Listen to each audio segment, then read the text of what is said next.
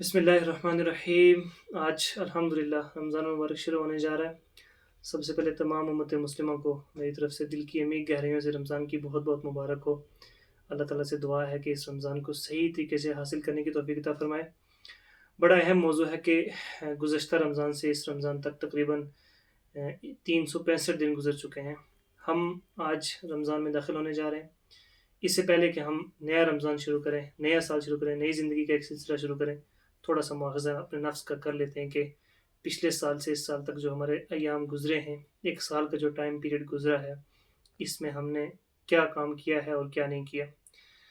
مان لیجیے جو ہمارے فرائض ہیں، نمازیں ہیں 5 وقت کی، تو ایک اہم ترین فرض ہے، ایک اہم ترین کام ہے۔ اللہ کے نبی نے جب فرمایا کہ ایک بھی نماز جس کی اگر چھوٹ گئی، قصداً سوچ سمجھ کر کے چھوٹ گئی، اگر کسی کی ایک نماز بھی، تو اسلام سے باہر ہو گیا۔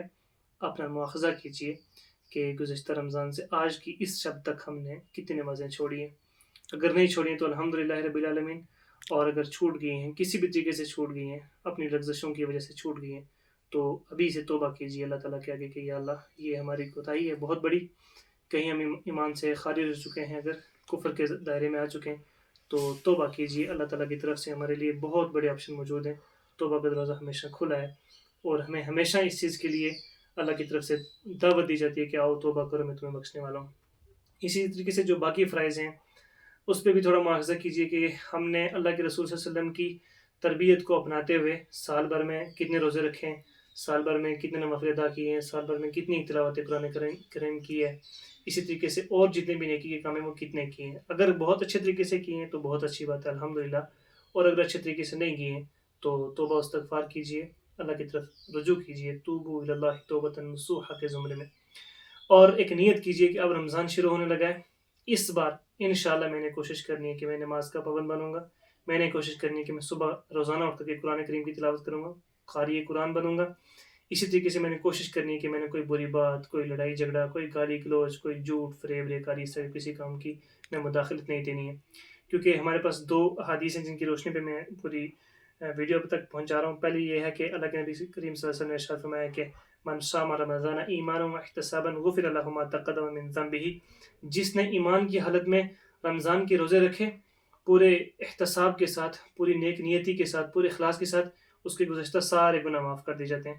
تو احتساب، اخلاص، دل کا صاف ہونا، للہیت ہونا، یہ ضروری ہے۔ روزہ شروع کرنے سے پہلے ان چیزوں کا دھیان رکھ لیں کہ میرے اندر کسی قسم کی کوئی اس طرح کی روحانی یا کوئی اس طرح کی چھپی ہوئی برائی نہ ہو کہ جس کی وجہ سے میرا روزہ خراب ہو جائے۔ آپ نے وہ دھیان رکھ کر کے روزے کی نیت کرنی، رمضان میں داخل ہونا ہے۔ اسی طریقے سے ایک بڑی اہم ترین حدیث ہے میرے نوجوان بہن بھائیوں کے لیے، بڑی اہم ترین حدیث ہے، اس کو آپ سمجھ لینا کہ اللہ کے نبی صلی اللہ علیہ وسلم نے فرمایا کہ من لم یدع قول الزور، جو برائی کی بات نہیں چھوڑتا، والعمل به، اور برے کام کرنا نہیں چھوڑتا، فلیس للہ حاجۃ، اللہ تعالیٰ کو کوئی اس کی ضرورت نہیں ہے کہ ان یدع طعامہ وشرابہ، کہ وہ اپنا کھانا اور پینا چھوڑ دے۔ سوکھے پیٹ بیٹھنے سے، بھوکے پیٹ بیٹھنے سے اللہ تعالیٰ کو آپ سے کچھ نہیں حاصل ہونے، اور نہ اللہ تعالیٰ کو اس طرح کی چیز چاہتا ہے کہ آپ صبح سے شام تک کھانا پانی چھوڑ کر کے بیٹھے رہیں۔ اللہ تعالیٰ آپ سے تقویٰ چاہتا ہے، اور تقوی کے زمرے یہ ہیں کہ آپ نماز کے پابند بنیں، آپ قرآن کے پابند بنیں، آپ سچائی کا ساتھ دینے والے ہوں، آپ سے جھوٹ، فریب، تان تشنی، چگلی، غیبت، ان چیزوں سے پرہیز ہو جائے، تبھی آپ کا روزہ قابل قبول بنے گا۔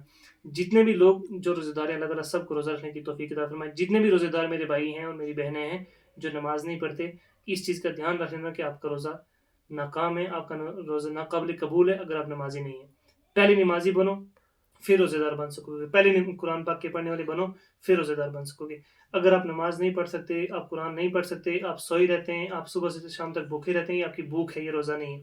تو اس لیے یہ پیغام لے کر کے میں آپ کے پاس آیا تھا کہ رمضان شروع ہونے جا رہا ہے، اپنے سال کا مواخذہ کریں، جو جو کمیاں پیشیاں آپ سے رہ گئی ہیں ان کے اوپر توبہ استغفار کر کے سچی نیت کے ساتھ، سچے دل کے ساتھ رمضان میں داخل ہوں۔